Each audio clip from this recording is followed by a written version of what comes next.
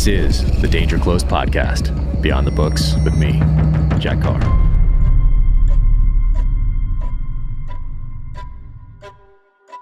Welcome to the Danger Close podcast, an Ironclad original presented by Navy Federal Credit Union. Before we get going today, I want to let you know that my next novel, In the Blood, is coming out on May 17th in hardcover, ebook, and audiobook, read by Ray Porter.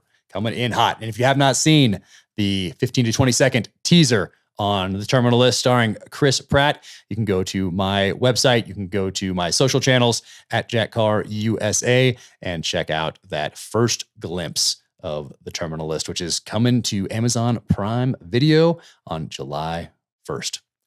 My guest today, Peter Zeihan, geopolitical strategist, author, and incredible guy. We talk about Ukraine. We talk about Russia. We talk about China. We talk about Iran. We talk about the future of the United States, and just a fascinating guy. His books, The Accidental Superpower, The Absent Superpower, Disunited Nations, and his new one that's coming out on June 14th, The End of the World is Just the Beginning, is available for pre-order now. So now, without further ado, Peter Zeihan. Well, thank you for taking the time to do this. That's that's a busy schedule. And you've been doing that for a while, up until COVID hit anyway. Yeah. 2019 was our best year ever. We had 100 events total. We had 130 scheduled for 2020. And then, of course, wow. Jeez. And are those private sector businesses, government entities, the NGOs across the board? Or what do you It runs the gamut. Yeah. I'd say probably 2/3 of them are either corporate or business associations. Okay. And are they bringing you in because they really want to know about this world disorder or order, or are they just like, hey, we need to have a speaker. This guy looks interesting. Let's sit him down. Like, what do you get most Well, of? I used to be in the second category, but up through 2019, it was like, okay, here's a guy who talks about things that we don't think about. And it's a good thought experiment to see, how would we react in these circumstances. And no one really, I don't think too many people took it too seriously. And then starting in 2021, people are like, holy shit, this guy actually knew what he was talking about. This is happening. We've got to have him back now. Yes. I mean, now if you read Accidental Superpower in particular, but really like anything that you've talked about, I mean, it's eerie how many of your predictions have come to fruition or have I would use the word depressing, but yes. Yes, that may be the better word to use, especially with what we're looking at right now with Ukraine. But I do want to ask you specifically about that. But before we get there, how did you get into all this? And are you in Austin right now? Are you traveling? What's home? I'm above Denver now. I live in Morrison. Okay. I moved here about 2.5 years ago, just in time for COVID to lock everything down. So I still haven't really explored Denver, which is a little annoying, but oh well. So originally I was living in DC, and I had 5 political jobs, political science major, and I hated them all. So I was getting ready to go back to school. And then what were you doing that you hated? Let's see. I worked for the state legislature. I worked for the State Department. I worked for an NGO that does foreign affairs in DC. There were a couple other things in there. Those are the big ones, though. Okay. And it wasn't passionate about it? Well, it's just, if you want to do international affairs in the United States, you have to be one of 3 people. And I was never going to be Secretary of State because I couldn't imagine throwing myself into a political campaign. So once I kind of came to that conclusion, the question is, what else do I do? And I had this organic chemistry minor, so I was thinking about going back and being a lab tech. But then a friend of mine from grad school found this website called Stratfor. Mm-hmm. They said it was perfect for us Patterson eggheads. Patterson was my grad degree, economic development. And so I go onto the site and I read a bunch of stuff and I go, oh, this is really in depth. This is really accurate. This is really interesting. Oh, wow, that's really wrong. Found a couple glaring errors. So I wrote into the website and said, I love your stuff. Great breadth, great depth, but wow, error here. It's A and not B and X and not Y. And I got a really bitchy response from the person who wrote the article, who happened to be the president of the company. And that turned into a job interview. And I worked there for 12 years. Wow.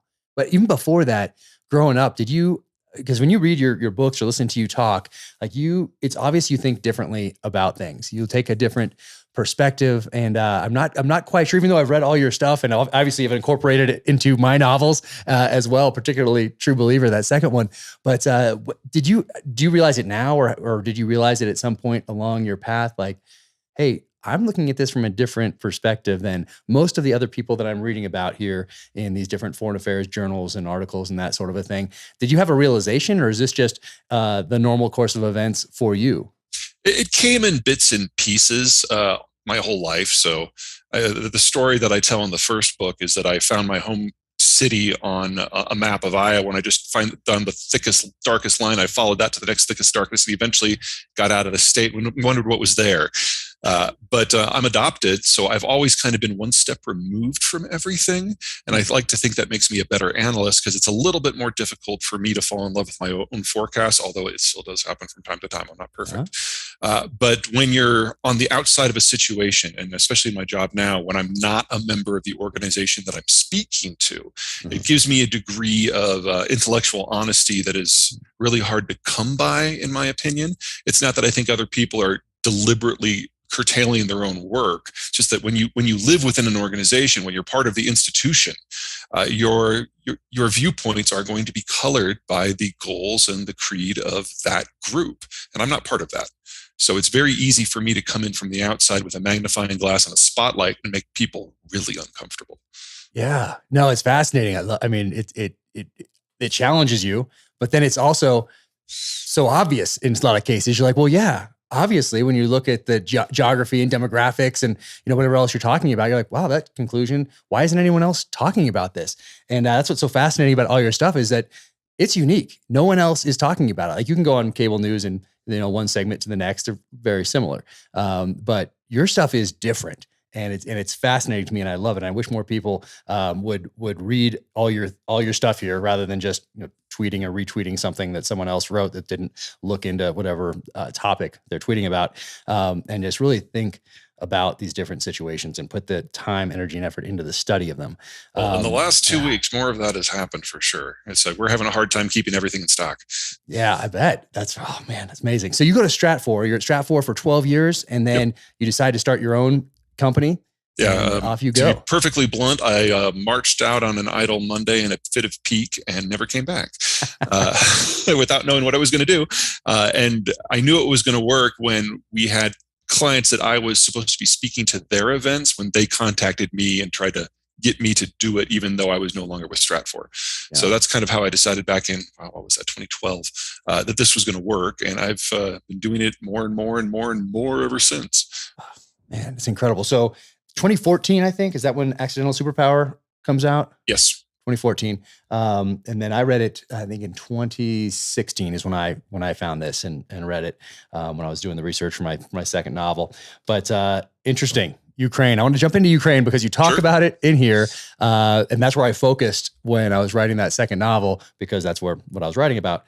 But man, you must be very busy right now, because you predicted what is happening now back in 2014. And you're not just saying you did, it's right here. It's in print. You can look at the date in here and be like, oh, wow, it's amazing. And not only did you predict what was going to happen, you predicted the exact year.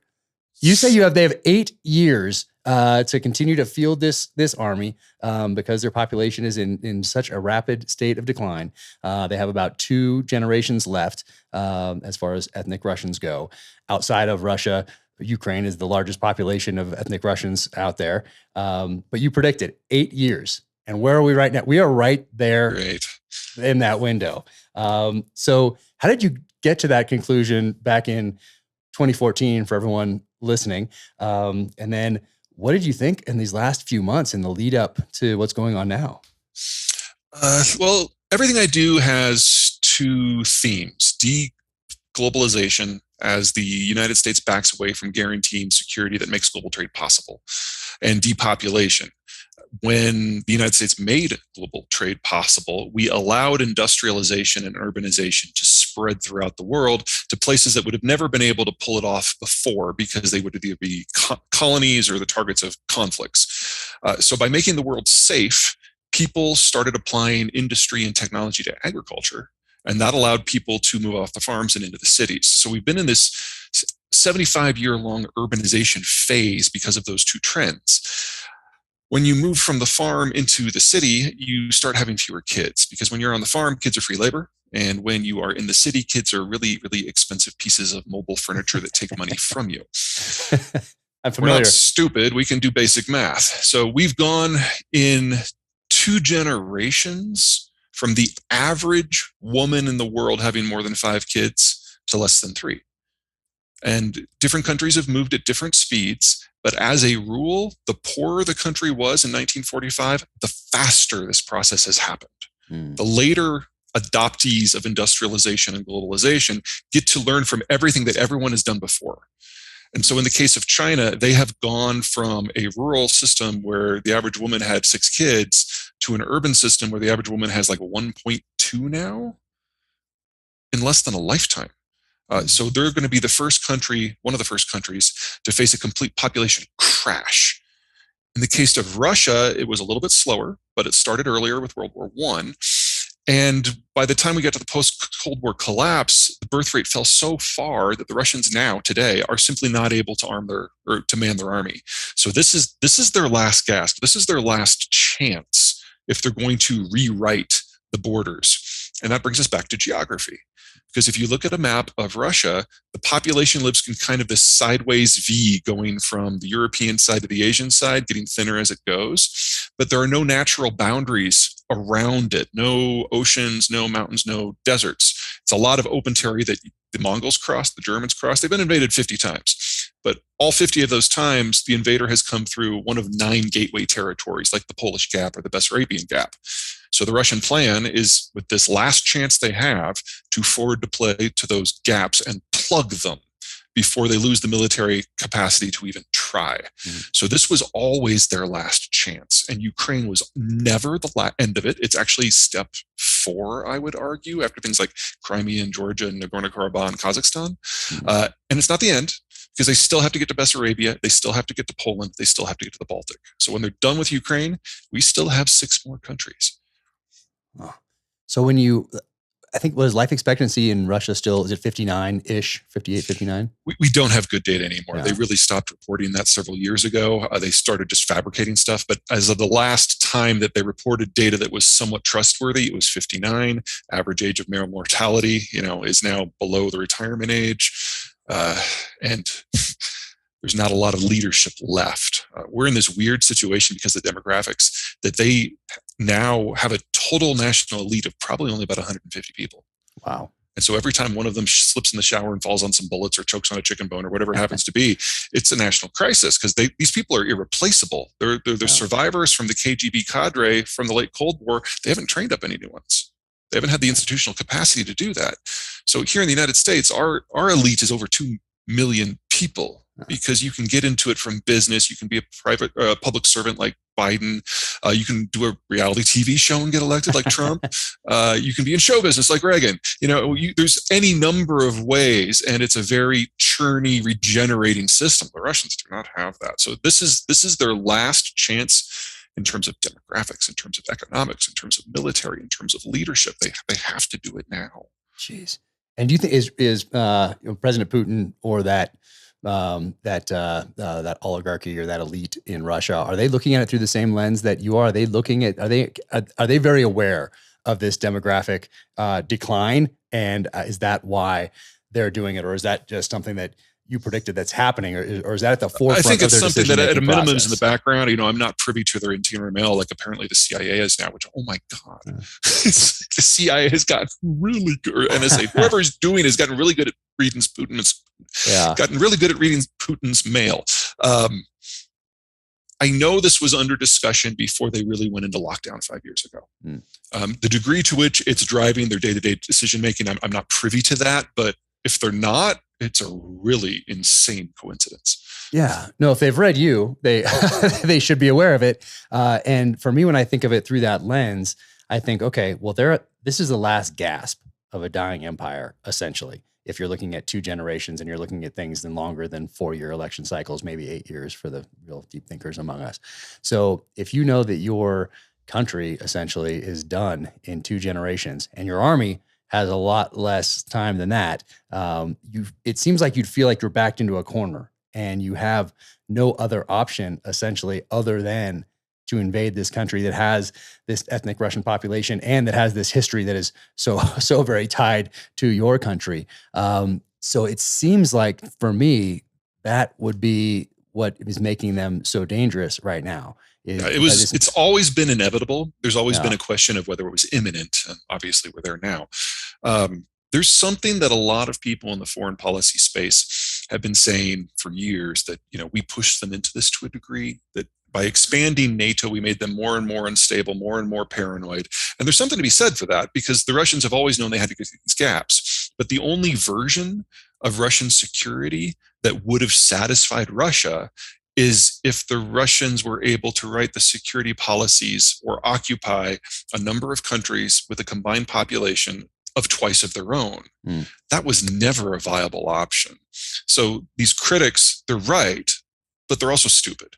And what I was going to ask you about NATO and about this, specifically this last year. Like, we have the demographics here. You predicted this all those years ago that this was going to happen, but then we have, November 10th, when we signed that strategic partnership, which really asserts America's support of Ukraine, maybe eventually, possibly joining. It's a very NATO. wishy-washy document. Yeah.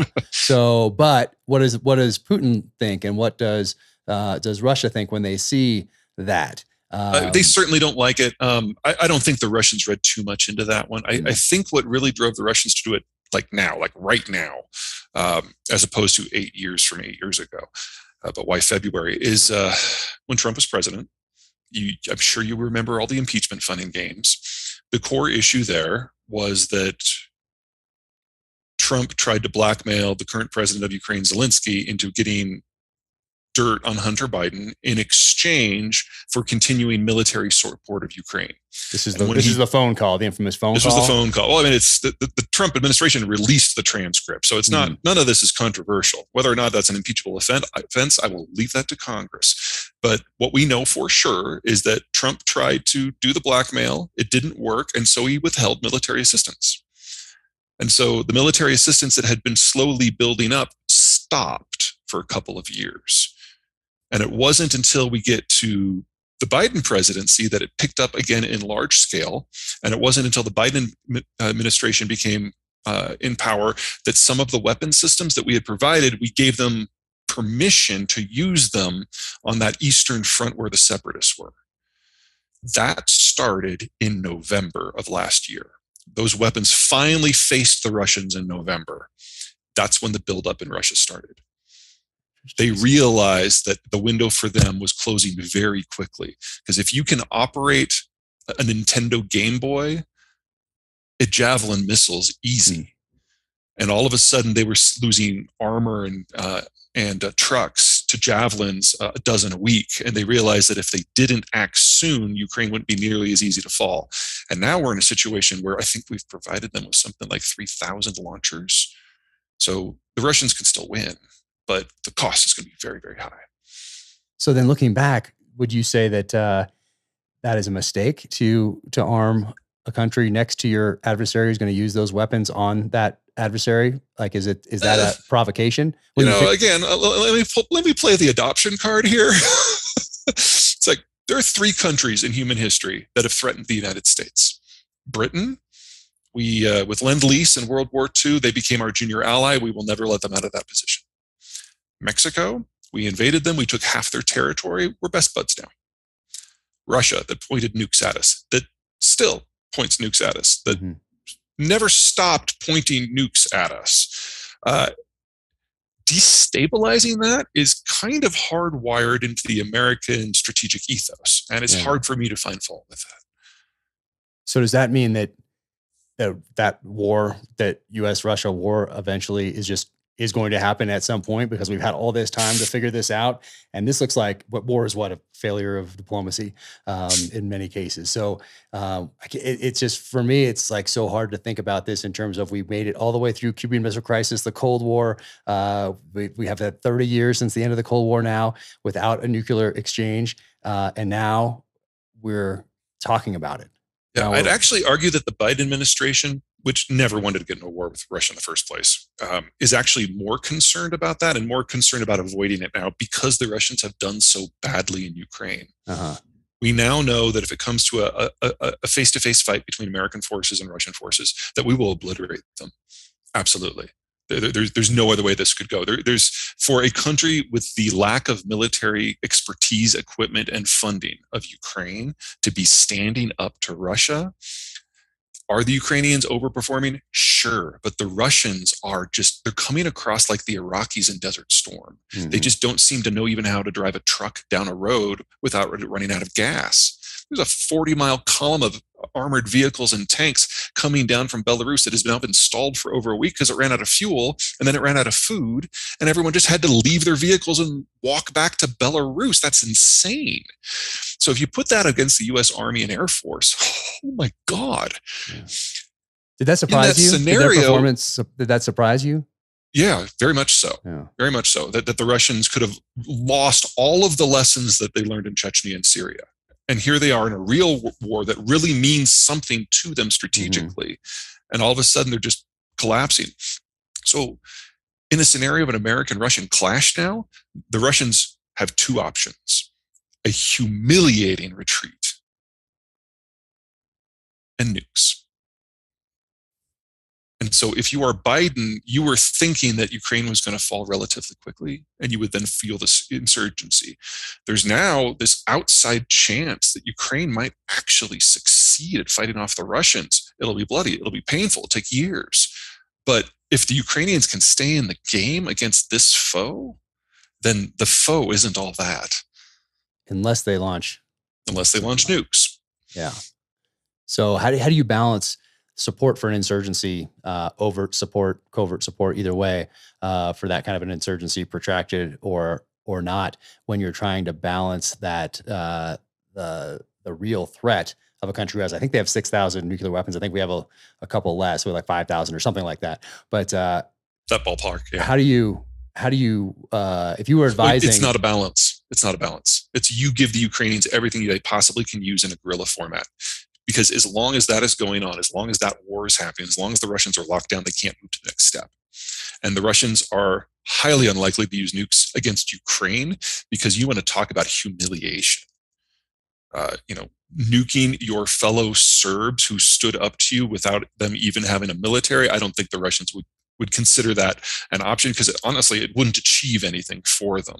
So from the Biden administration's point of view, from the Germans, from the Swedes, from everybody in the West point of view, this is how we prevent World War III. We make sure that Russia dies in Ukraine.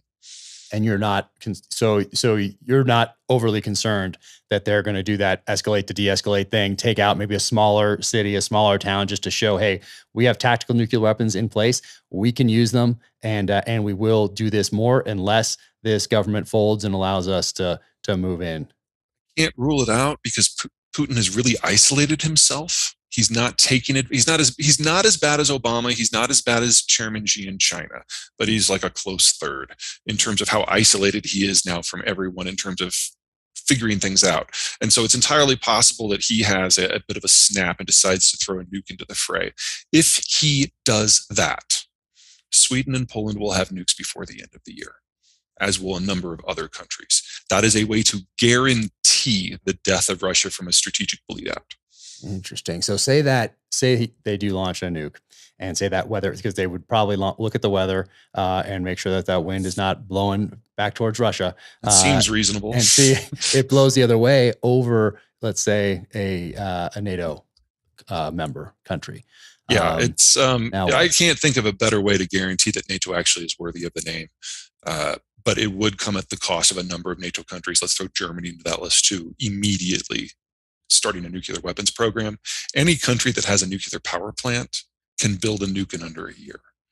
It's a non-proliferation pledge issue as to why they've not. But if a nuke is used on your eastern frontier, you can guarantee that a number of countries are going to join that club very, very quickly. Jeez. And let's say that a nuke does go off, whether it's a tactical nuke or an old suitcase nuke that they get going again and bring it in, and that thing goes off. Now what do you think that the United States would then do? I mean, we're piling ifs upon ifs here, but we would definitely return the nuclear fleet to Europe. And would we respond in kind in defense of, let's say, a NATO Ukraine country in is that cloud not a going NATO over? ally, so I can't imagine that we would respond in kind, but we would make it very clear that any hope that the Russians now thought that they had of securing those gateways is now completely off the table. And now it's just a question of how Russia fades from the world as opposed to when. Man, so it's inevitable that Russia's on the decline and heading out some way. It's just the way. Yeah, American policy for the last 30 years has been about buying time when it comes to Russia. It's like we know we're going to outlive them. We know that the Russians are going to lose control of the Russian Federation probably in the 2050s or 2060s. And so as long as we can prevent a Russian lash out from causing us real damage, we're good. We're now seeing a lash out. Now, it's not against the West's interests directly, but it has provided an opportunity for Russia to be stuck in a mess of its own making that very few countries that matter are on the other side of. Of course, the biggest country that's on the other side of this is China. And I would argue, just because of a layout of the infrastructure and the resources in Russia, that all the sanctions on Russia are actually going to cause as much damage to the Chinese as to the Russians. They don't have the capacity to continue their own oil and natural gas production without Western techs. The infrastructure that supplies the energy to China is already maxed out. And anything that goes west, even if it can get on a boat, even if it can find indemnification insurance, which they can't, so nothing's getting picked up, but let's assume they could. Let's assume they can get by the Danes and get by the Turks and get through the Suez Canal and burn up a third of their crude going all the way around the world. I mean, it's like these are shallow water ports. They can't take super tankers. So just the sheer scale of the stuff that is just completely going offline is huge. And the biggest loser from all of that is China.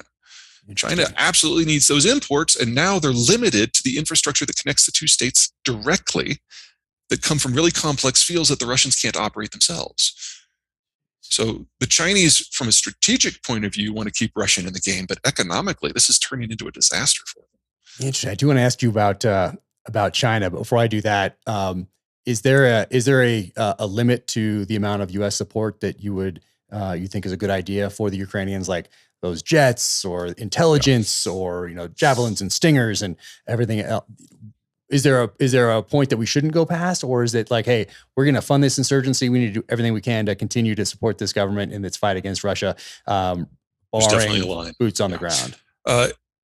Anything that requires a physical infrastructure in Ukraine to support the American assistance, that's off the table. So that's no bases, that's no planes, that's no helicopters, nothing like that. But intelligence flows freely. The weapons are man-portable. The ammo is definitely man-portable. And then the refugee assistance on the other side is huge. And, we think of Europe as being really paranoid about refugees because they are. There are 1.2 million 1.2 million Ukrainians in Poland right now. That is greater than the 2-year surge into Germany a few years ago. And that's just one country. That's only half of them. Yeah. The Europeans really have stepped up.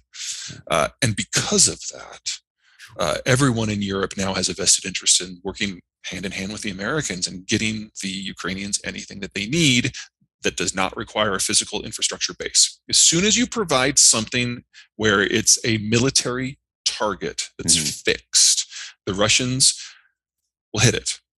That's how you get escalation. So you have to avoid that specific circumstance. Interesting. So, gosh, from the Russian point of view, then you think they were surprised? You think that the leadership was surprised that they didn't take that country in 2 to 3 days? Kind of like our leadership was surprised? Everyone is surprised. I think the Ukrainians are surprised. Yeah. Well, how much does leadership play into that? Because it seems like if Zelensky's the man. I mean, oh my God. Yeah. I mean, imagine if he'd left the country, or imagine if he'd been assassinated first, and that was the trigger for the Russian army to invade. This guy has gone from Charlie Chaplin to Winston Churchill in 3 weeks. It's shocking. Leadership is definitely a part of it. There's no way that you can maintain a meaningful guerrilla resistance of this scale without some moral support. Yeah. There's going to be a question for Zelensky coming up probably in the not too distant future, whether he goes into exile or not, or tries to lead from a country that is increasingly occupied. We're not there yet. I have very little doubt that we will get there within a month or two. Oh, interesting. And I'm very curious as to what lessons the Russians have taken by watching us in Iraq and Afghanistan over the last 20 years, what lessons they took from their own 79 to 89 excursion into Afghanistan. Because what is it? September of 1986 is when the first 3 Hind helicopters were shot down with U.S. supplied Stinger missiles. And then 3 years later, and off they go. And up until that point, they enjoyed complete dominance of the sky anyway. And then those Stingers changed the game, and we taught Mujahideen how to use them with very little training. And then look at us in Iraq and Afghanistan, and the EFPs coming into Iraq from Iran, and really a tactical level weapon gaining strategic level importance because of what we're seeing on the news and how that thing can just defeat a most technologically advanced armor in the world. So, I mean, I would think that the Russians would be looking at those things and say, oh, well, guess who else can use EFP? Yeah, exactly. Yeah. Guess who else can use EFPs? Well, the Ukrainians. They can make them at home. And now look they have these javelins coming in, and look what they have these Stingers coming in, and look they seem to have an endless supply of ammunition and intelligence. So that's a protracted fight. Put a couple of points on there because I think it's even bigger than you're suggesting. So any ground occupation is going to have to ultimately go house to house and require a huge amount of vehicles. So the javelins are far more important to the tactical picture here than the Stingers are. And with the numbers that are being put in there, because they're cheaper to produce than even the Stingers, this is just going to be an ongoing bleed for as long as this lasts. On the Stingers, they have very few Stingers so far. The Stingers they had were ones that the Baltic republics provided to them, because the Baltic defense plan has never been to meet the Russians man to man. This is 3 countries that only have like 6.5 million people. They knew they wouldn't have a chance. So for them, it was all guerrilla all the time. That was the defense plan.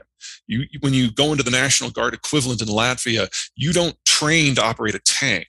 You train to duck and cover and hide in the forest and snipe. Mm-hmm. And the Finns, of course, have been giddy about assisting them in that, because they're the world's leaders. Anyway, so that was the sole supply of Stingers that they had before the war broke out. American Stingers are only now getting to the country. Mm. And so they're going to see 3 orders of magnitude increase in that weapon system over the course of the next month. So if the Russians think they're having problems with air power now, it is nothing compared to what's just around the corner. Interesting.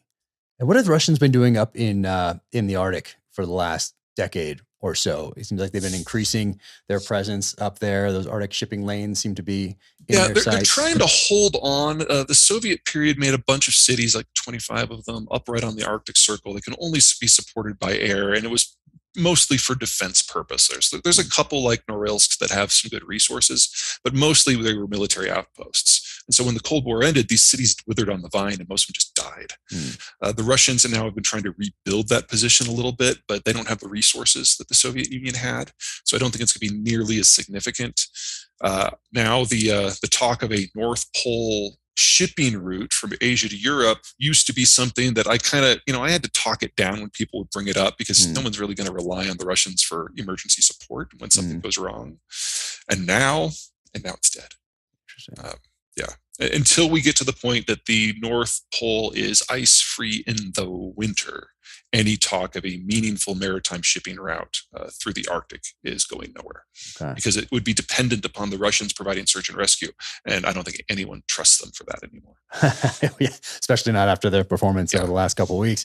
Oh man. So when we talk about, then we look at China and we look at that alliance that has been developing over the last couple of decades, and we look at Taiwan. People are obviously focused on China-Taiwan relationship, East China Sea, South China Sea, Philippine Sea, how it's very unnatural for Taiwan to be not a part of China to the Chinese, kind of like it was unnatural for Ukraine not to be a part of Russia. Historically speaking, it is the norm, but yes, that's what the CCP says. Yeah. And so what lessons are they taking from the last couple months? Well, like everybody else, they thought Ukraine was going to fold quickly when this happened. And so they've been as shocked as everybody else. So number one, from a military point of view, they're now terrified of Taiwan. Taiwan is far more sophisticated. They've got a far better military system. They've got far better training in guerrilla tactics than the Ukrainians have. And of course, they're on the other side of a chunk of water. So it is very, very easy to imagine that the war for Taiwan that they thought would be over in a couple of days now would drag on and give other countries a chance to intervene. Second, they look at what's happening with the resources and the food shipments out of the former Soviet Union, and they're worried now that they are going to have a famine. And they are right. We're going to see significant breakdowns in harvest capacity and growth capacity in agriculture globally this year. We were facing a fertilizer shortage before the Ukrainians and the Belarusians, before the Russians and the Belarusians moved into Ukraine. And so now we're seeing that the capacity of Russia, the world's largest fertilizer exporter, to export has been reduced almost to zero. China, being one of the world's most food insecure nations, is obviously shaking in their boots, and they should. And there's not a damn thing they can do about it now. Third, what the West has pulled off with these sanctions, Russia is now under a greater sanction than all other countries in the post-war period that have been under sanctions combined. And it happened in a week. China has always assumed that if they go into Taiwan, the war will be over in a few days and the rest of the world will just have to live with it. They know now that that is a dream. And while cutting China out of various economic norms would have a bigger economic impact than what we're doing with Russia, it would have no impact on food and energy, which are the two things we're worried about right now. In fact, it would make food and energy cheaper because the Chinese are a huge importer of both. So the Chinese need to go through a complete ground-up reassessment. And I don't think they can. Because remember when I said that Putin was the third most isolated world leader? Xi's by far and away number one. He has literally shot the messenger so many times that no one will bring him bad news. Remember last May when the power outages started? 1/3 of the country was subject to rolling brownouts for months. Best guess is that Xi didn't find out about it until September. Wow. So we now have a cult of personality that is stricter than anything that Mao did in the world's second largest economy. And if you know where to look, we're seeing breakdowns across the system in power, in food production, in sanitation, in health, in manufacturing. China is crumbling before our eyes, but we're all a little focused on Ukraine right now for obvious reasons. Oh, man.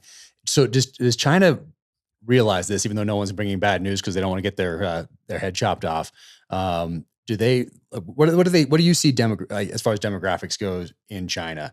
And then do they look at themselves as inevitably becoming the world's number one superpower? They just have to wait, and they can hold off on Taiwan for, doesn't matter, 100 years, 50 years, 25 years. We'll get it back eventually. It just has to be the right time. Or do they need it? Or do they? Let me give you the punchline. China's not going to exist as a unified nation state in 10 years.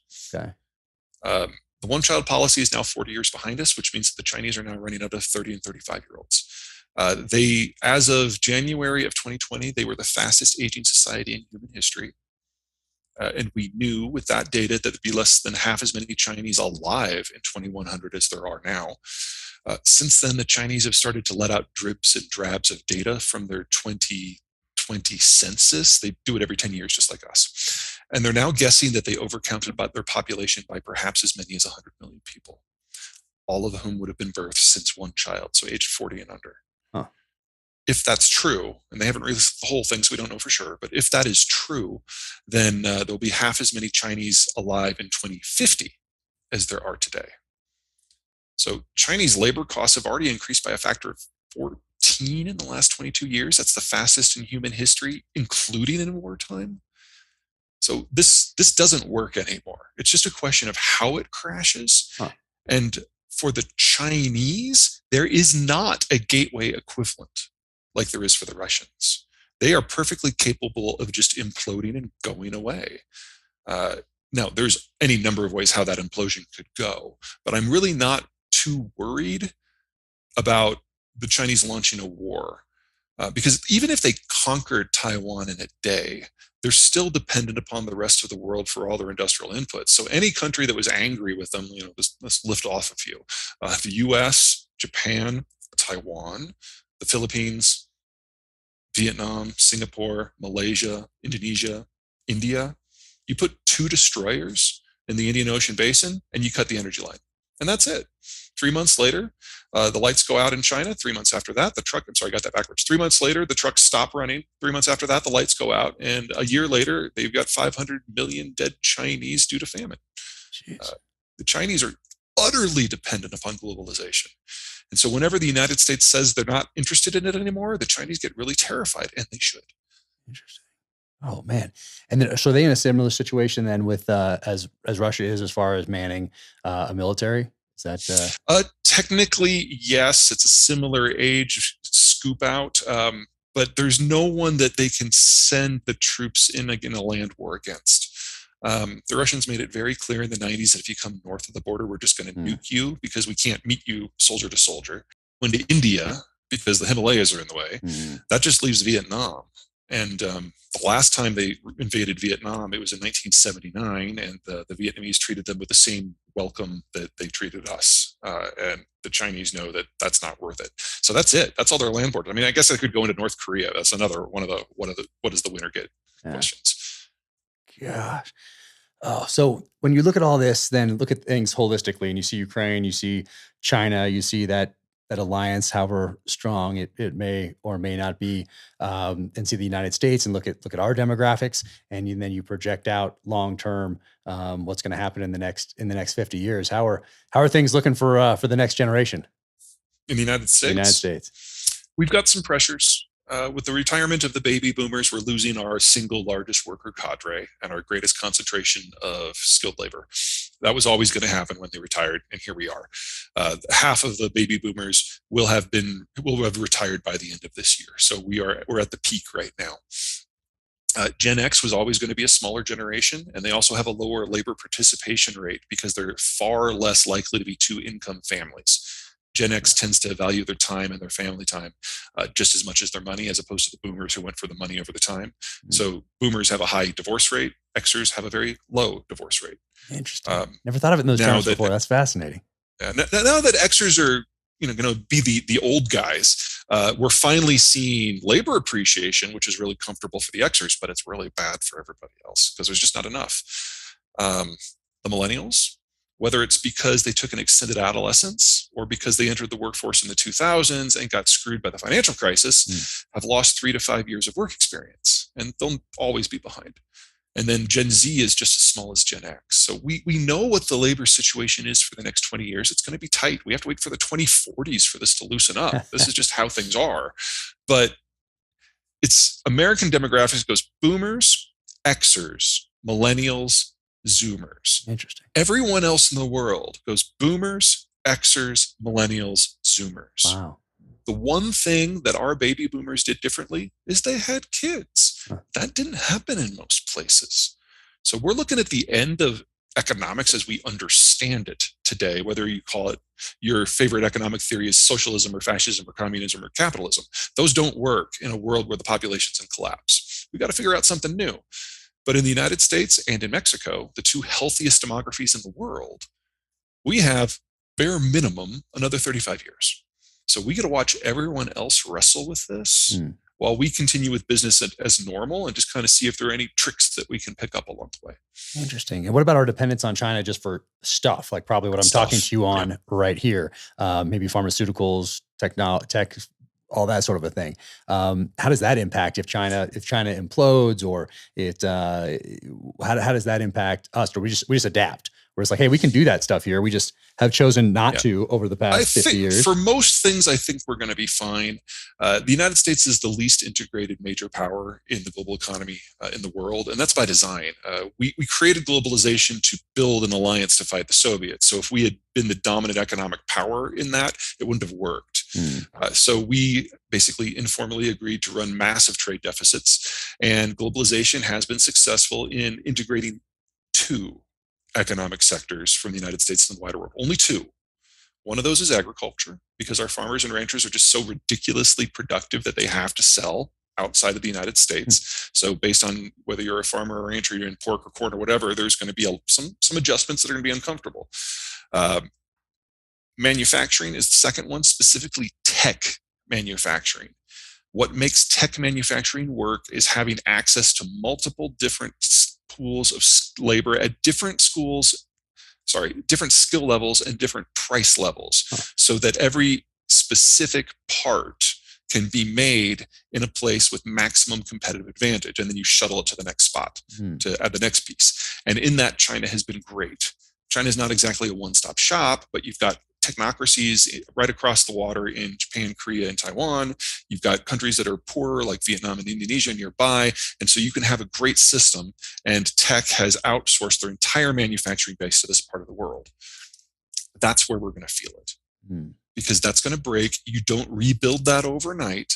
And the Mexicans are wonderful, but in northern Mexico, there's only 30 million Mexicans. So there's a limit to how much of this that we can build before we can figure out a new, more automated way of doing the construction. So between now and 2030, that's going to probably be the biggest pinch in our system, is just computing and cell phones and electronics, fax machines, servers, all that kind of stuff. That all has to come back. It is all coming back, but you have to unwind 40 years of globalization in a very short period of time. We need to, bare minimum, double our industrial plant in the next 5 years.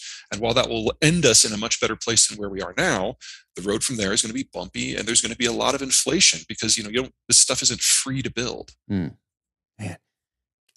it's so wild. And so before I let you go, I want to be very cognizant of your time here, but I do want to ask you how the national debt plays in to all of this, because it's something that's, I think it's confusing to a lot of people. Not if you're just balancing your checkbook every day, because you're like, so how does that impact all of this, the globalization side of the house, and how do we keep running? And if our elected representatives just keep building on this bill for future generations, like how does that impact everything that's going on? Well, let me start by saying I consider myself a fiscal conservative, and there are not a lot of people in Congress or the White House in the last 30 years that I have a whole lot of respect for. So let me put that to the side. It really doesn't matter. Really? The United States is the global currency. We're the only global currency. What's going on in Russia right now has sent a huge flight of capital from the entire world to the US. It is becoming clearer and clearer and clearer that the more you break down the globalization, the better the US does in terms of financial centrality. And in that environment, even if we're using sanctions to cut off the world's 11th largest economy, people are still putting their money here because there is no other option. There is no competitor to the US dollar. Bitcoin is laughably incapable of providing any sort of sustenance for this system. The Chinese yuan is locked off from the world because whenever they open it, people get their money out of China as soon as they can and get into dollars. The euro is a regional currency, and now that it's under threat from the Russians, they're seeing capital flight. There's just nothing else in play. And when that is the case, the checkbook doesn't really matter.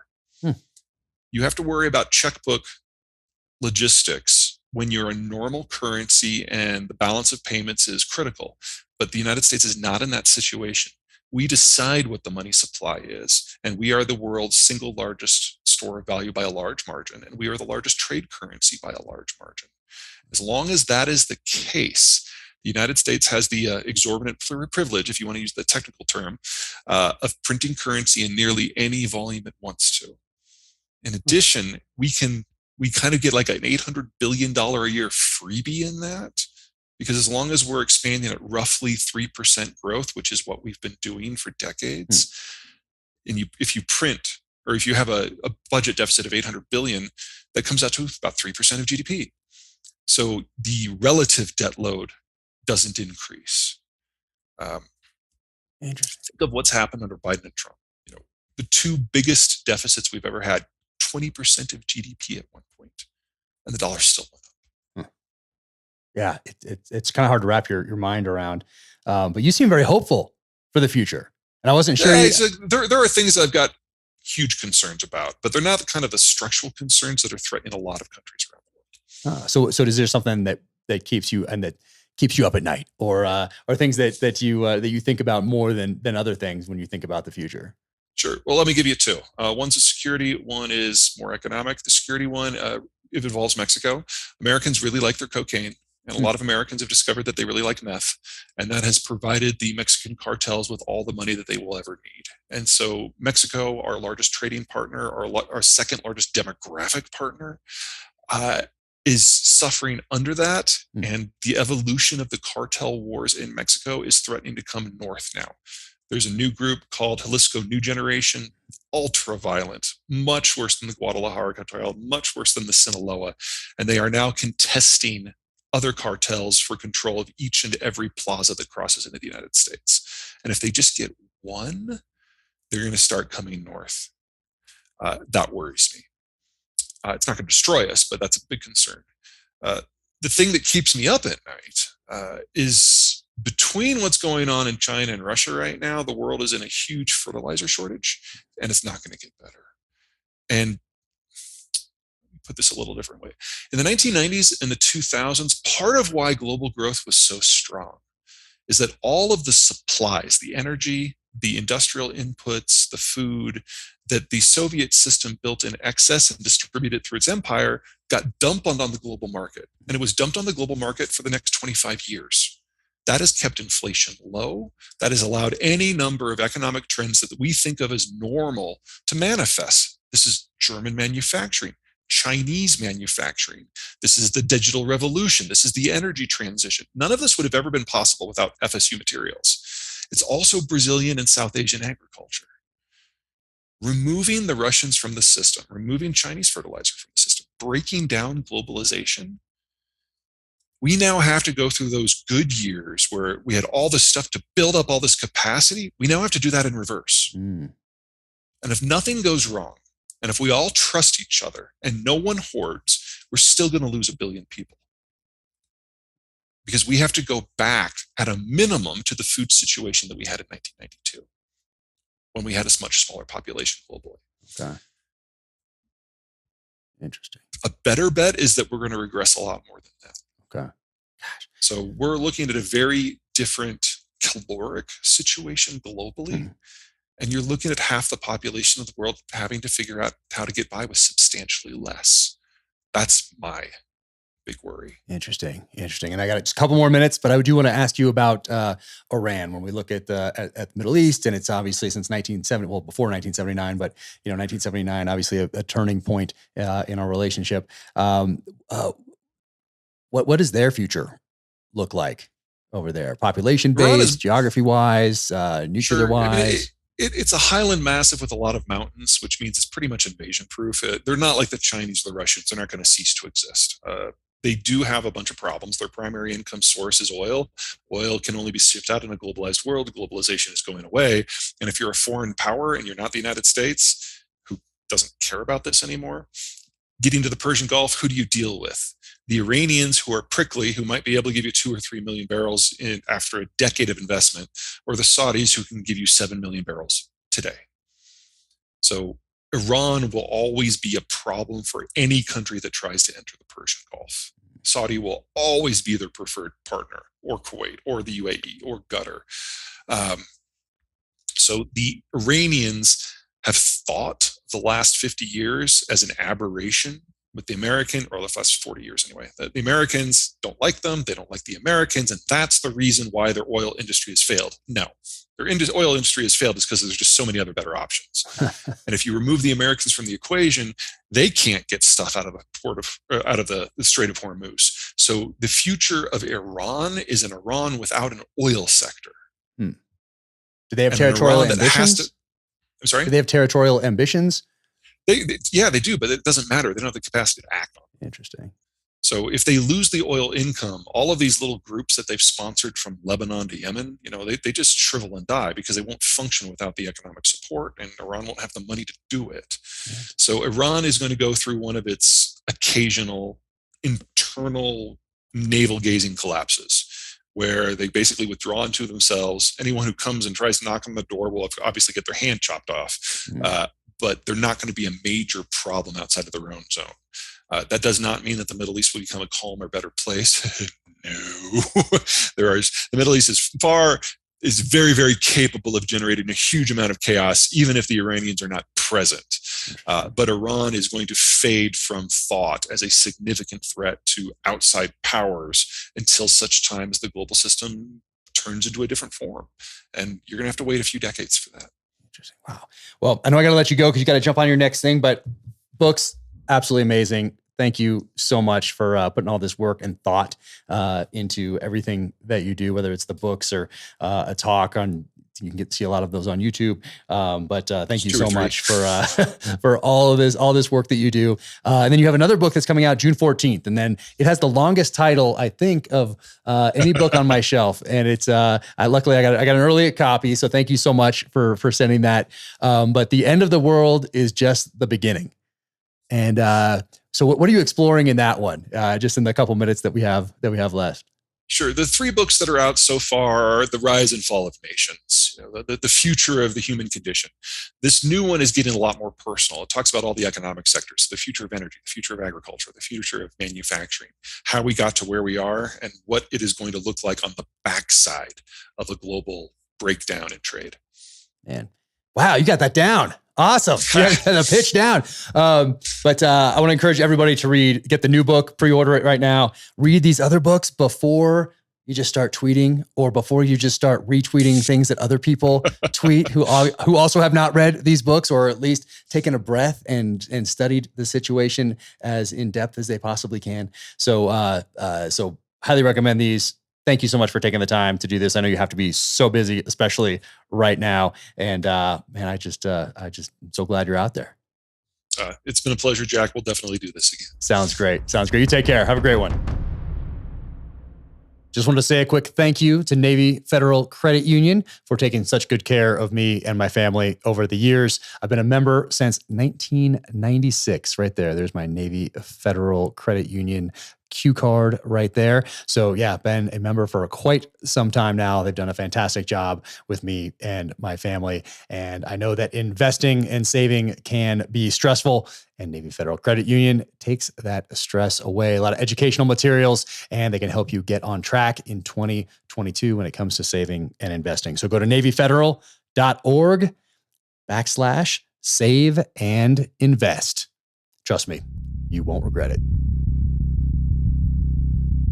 All right, let's talk about 10,000.cc. So 10,000, awesome company. If you have tried their interval shorts or their tactical shorts, which these are right here, you know that you are not going back to anything else. These things are awesome. And I got a pair of pants from them recently too. And man, amazing. I've worn a lot of shorts over the years, obviously being a West Coast SEAL at Team 5 when I started out. So that was kind of the thing. But I have worn a lot of shorts, and these ones, hands down, the best. I mean, that's just how it goes. They were tested by over 50 special operations members in their testing phase. So it makes sense that they're awesome, but definitely try these out. Go to 10,000.cc, follow them on Instagram, same thing, 10,000.cc on Instagram. But go to the website, check it out. Super easy to order. There's not crazy amount of different options. So, and then there's packages on there as well. I mean, they just do a fantastic job in all that they do. Free shipping, free returns. Go to 10,000.cc/DangerClose15 to receive 15% off your purchase. That's 10,000.cc/DangerClose15. So definitely do that. Get your 15% off. I definitely recommend both the interval short and the tactical short. They are both awesome. And I'll be wearing these pants a lot more here. I think I'm going to go running in these because I'm getting back after it. It is that time. It's been a while since I've gotten out there and gotten after it and doing anything other than skiing or hiking or playing with the kids or hunting or whatever. But time to get back on it. So running in the mornings, doing some burpees, that's about it for now, because I still have to write books, still have to do screenplays, do all that sort of thing. So, but getting out there to clear my head in the mornings in the tactical short. Yes. So once again, 10,000.cc /DangerClose15 for 15% off your order. You will not regret it. Welcome to the gear highlight portion of the Danger Close podcast. I want to talk about a couple sharp objects today that mean a lot to me. The first one right here, half-face blades. So my friend Andrew Arabito, former SEAL, has been on the podcast before. His knives are featured prominently in each and every one of my novels. But this right here is a half-face blade, and it's a gift from Tony. And Tony, thank you so much for sending this. Can't tell you how much I appreciate it. I have a lot of knives in my collection, a lot of half-face blade knives in my collection, but this one is so unique. It is beautiful, and I absolutely love this giraffe bone right here, and it is stunning. So thank you so much for sending this, and Beto, thank you so much for making it absolutely incredible. All right, what else do I have here? Winkler Knives. So if you have seen the trailer, or not a trailer, it's called a first glimpse or a first look at The Terminal List starring Chris Pratt. And if you haven't seen it, you can go to my Instagram. It's right there, Jack Carr USA. You can go to my website, hit the blog section. But the first glimpse is a 15 to 20 second video that highlights the upcoming Terminal List series starring Chris Pratt that comes out July 1st on Prime Video. But if you've seen it, you will know that it ends with a really, really cool shot. And that shot is of a Winkler R&D Hawk, which is what's in this box right here. So Daniel Winkler, Karen Shook out at Winkler Knives. Thank you guys so much. This is awesome. Look at that. Bam. Front spike right there. This one here is walnut. I have walnut and maple, but this right here, look at that thing. That is just beautiful. Whew. Incredible. If you've read the novels, you know that James Reese uses these in each and every one of the novels. And if you've seen that first glimpse at the Terminal List, that 15 to 20 second video, then you'll also be aware that Chris Pratt uses this as Navy SEAL sniper James Reese in the Terminal List series. So that is very cool. Incredible. Absolutely love this. Daniel Winkler, Karen, thank you guys so much for all your support over the years. And anybody else out there watching, if you want one of these, I would order now, because once that series hits, it might get a little harder to come by. Thank you for tuning in to the Danger Close podcast, an Ironclad original presented by Navy Federal Credit Union. To find out more about Peter Zeihan, go to Zeihan.com, and that is Zeihan.com. OfficialJackCarr.com is my website, at Jack Carr USA on the social channels, Jack Carr USA for the merch, and In the Blood, my next novel, is coming in hot on May 17th in hardcover, ebook, and audiobook read by Ray Porter. If you like the conversation on this podcast, be sure to leave a 5-star rating and review wherever you get your podcasts. Thank you so much for tuning in. Take care out there. Be safe. Stay strong. Keep fighting.